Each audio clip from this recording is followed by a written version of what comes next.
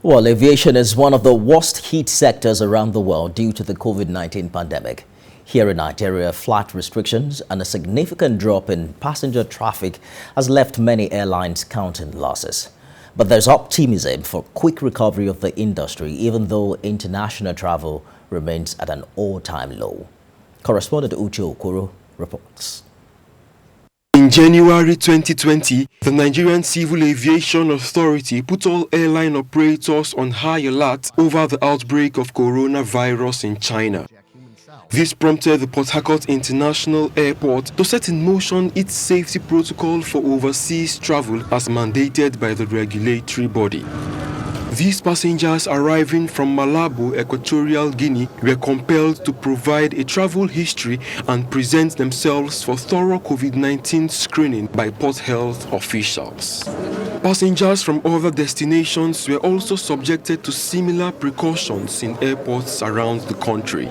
Traveling to most of these countries now, except when necessary. Otherwise, we've been told to remain. On the 20th of March 2020, a Turkish airline winging its way to Istanbul became the last flight out of the international terminal.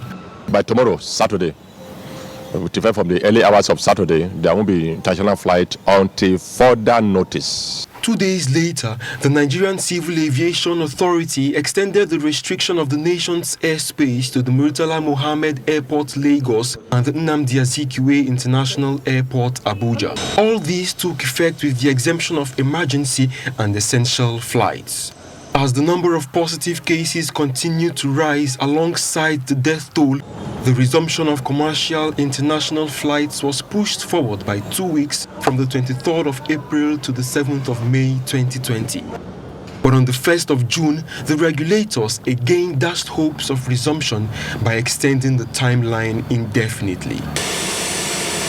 The resumption of domestic flight operations at the Port Harcourt International Airport in July 2020 enabled the authorities to implement and evaluate new aviation safety regulations in view of the coronavirus pandemic.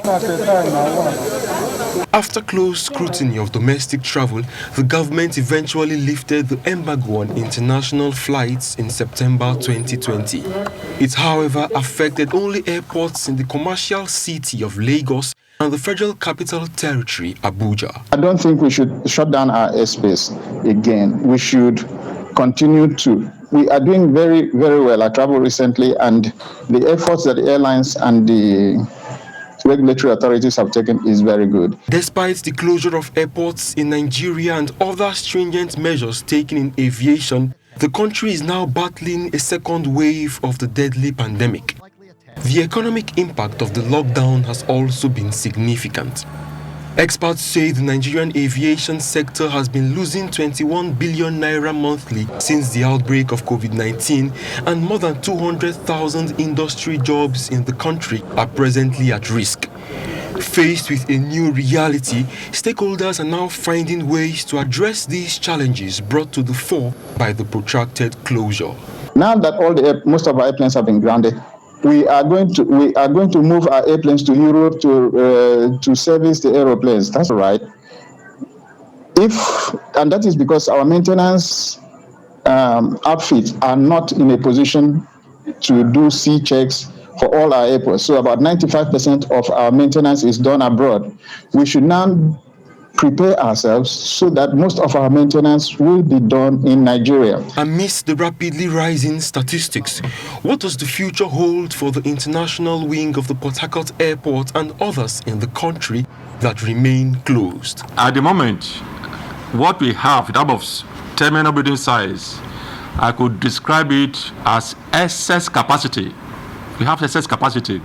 Face-à-face, on the volume of the passenger we process before the terminal was shut down because of this COVID-19 pandemic. As government at all levels struggle to stay ahead of the pandemic, many prospective passengers are wondering how effective the closure and partial reopening of the airports has been, as well as if and when new restrictions would be imposed.